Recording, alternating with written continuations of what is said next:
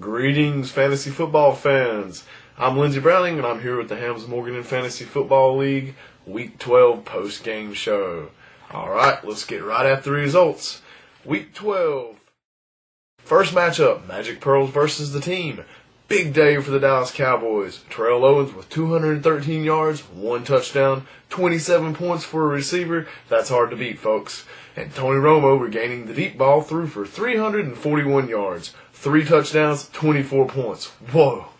And combined with a Chicago defense that puts 20 points up, the team finished the week with 131 points. Magic Pearls was going to have an enormous day, but not from Donovan McNabb. He was benched at halftime and he would turn in -2 points. Matt Forte, although, would have a great day, earning 24 points as he ran all over the Rams. But it was not enough. Low-scoring days for the Magic Pearls. They would lose 131-58. Ouch. The team locks a playoff berth with this victory.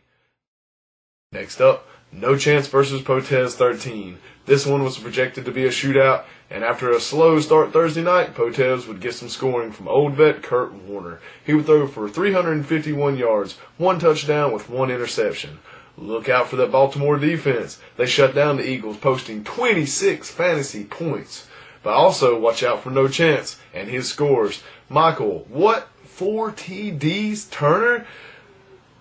He had 117 yards and would turn in 35 points. Then Adrian Peterson with 80 yards, 1 touchdown, added 14 to the board. No Chance wins 105-83 and have earned a playoff berth. After that comes Big Dogs versus Smitty Squad. What is going on with the Big Dogs? Matt Ryan with only 10 points. Marion Barber only put us 11 on the board. Low production all around. The Big Dogs only produced 51 points. Smitty Squad would only need 52 to get the win. He gets 127 with big games from Jake Delhomme. 295 yards, 1 touchdown passing, 1 touchdown running. He would get 22 points. D'Angelo Williams, 101 yards rushing, 1 touchdown. He would turn in 19, add 18 more from work done, and those 3 players alone would outscore the Big Dogs. Smitty with the upset, 127-51. Yes, Smitty, that was it. Go Panthers. Third place team, the Rebels, taking on Big D Fan. Wow, Big D Fan putting up some numbers Monday night with Drew Brees. He would have 323 yards, 4 touchdowns, 29 fantasy points. But his next highest performer was Wes Welker with 12. The Rebels were gunning. Lance Moore, 115 yards, 2 touchdowns. He had 23 points. And with her latest acquisition, Tyler Thigpen, he would pass for 240 yards, 3 touchdowns, give him 19 points. And the Rebels are too much all around as they dominate Big D Fan, 109-79. This places the Rebels into the playoffs. Edory Knights versus Disorderly Conduct. That was the one I picked as game of the week, folks. Edory Knights turned in strong performances from Peyton Manning. 255 yards, 2 touchdowns, 17 fantasy points. And the Minnesota defense chalked up 24, but it just wasn't enough for Disorderly Conduct's disorderly lineup. Phillip Rivers would throw for 288 yards, 2 touchdowns, 18 fantasy points. Clinton Portis added rushing 143 yards, and Calvin Johnson turned in 66 yards, 1 touchdown, 1 tackle for 13 points. Disorderly Conduct takes this week's closest victory, 82-71, and he finds himself back into playoff contention. Hey, we're on the phone with team owner of Disorderly Conduct, Mike Doran. Mike, how are you this evening? Doing well, Lindsey. Thanks for asking. How's everything with you? Everything's pretty good, pretty good. We had a good weekend and some fantasy football. Going over Did you some. climb back to the top of the charts again? Yes, I happened to pop back up there. It's a place a little bit familiar. Which teams I was playing on what weeks, and it feels good. And if P13 can do his duty and fall this weekend, I think I'm a pretty good lock on it. Yeah, it does certainly look pretty good for you so far. I noticed you did have a few injuries along the way.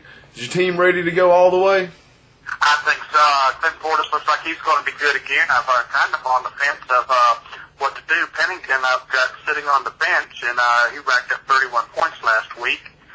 And not sure whether to put him in or Rivers, so that's going to be probably a game-time decision. I'm just not sure which way to go with that one. Yeah, that's a tough one to go. I guess that's a good problem to have, though. Yeah, it is. It is. It seems though that you're fighting for a playoff spot with Potez 13 and the Big Dogs. Who's your prediction of those three? Which one of y'all get the boot and don't make the playoffs? I think that is 13. I think he's going to make it. Big Dogs, I think he's got a rough run ahead of them. Yeah. Because does he not play you and No Chance? Yeah, he's got me this week, and then he's got No Chance. The 1 and 2 teams in the league, yeah, it doesn't look too good for the Big Dogs. Yeah, I think that's where he's going to end up with is No Chance. I mean, that's a tough draw. So who's the toughest competition in the league? You know, believe it or not, Lynn, I would think the Rebels is probably one of the tougher ones right now. Yeah, I agree with you. That's a team I don't really want to see anymore this year. Yeah, and just and a few trades here and there, and what gets me too is No Chance. There's only been 2 movements the whole season. He's only had 2 players that he's moved in and out, and so it was strong from Jump Street. Yeah, no chance. He had a good team from the draft. He didn't really have to make too many moves. He's been up towards the top. That's been my nemesis. I know he's caused me 2 of my losses. Oh yeah, he rides you pretty hard on that, doesn't he? Yeah, he does. But I always told him I'll see him a 3rd time, hopefully this year. But who knows this fantasy football? It has been quite a season so far, though, hasn't it? It's been fun. Right into it and hope to do it again. Basketball still got a little bit of a chore for us, but figuring that one out. And I guess you talked about maybe next year too, right? I believe so. I'm not quite sure, folks. You can tell how live this show is. We actually had another call beeping in while we had Mike on the line. Perhaps we should have disabled call waiting. I'm sure the folks at home heard all them beeps going on. We didn't catch what you said there at the end, Mike. What was that again?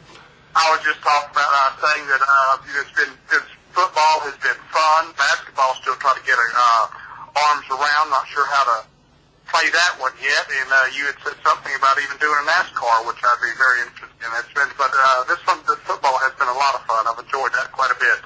Yeah, the fantasy football sports is. It's been a surprise for myself. Well, Mike, I know you got an eventful evening. We appreciate you spending a few minutes with us on the show. I enjoyed it, Lindsay, and thanks for the call, and wish you and yours and everybody on the league and everyone a happy, healthy Thanksgiving, and I'll talk to you soon. You too, my friend. Happy Thanksgiving to you. Thanks. All right, Lindsay. Thank you. Bye. Bye. And that wraps up the Week 12 post-game show, folks, of the Hams Morgan Fantasy Football League. I'm Lindsey Browning, and I'll see you in a few days of the Week 13 pregame show. We'll have a playoff projection, and I'll have Potez 13 team owner Matt Petit as my special guest. Have a good evening, and happy Thanksgiving.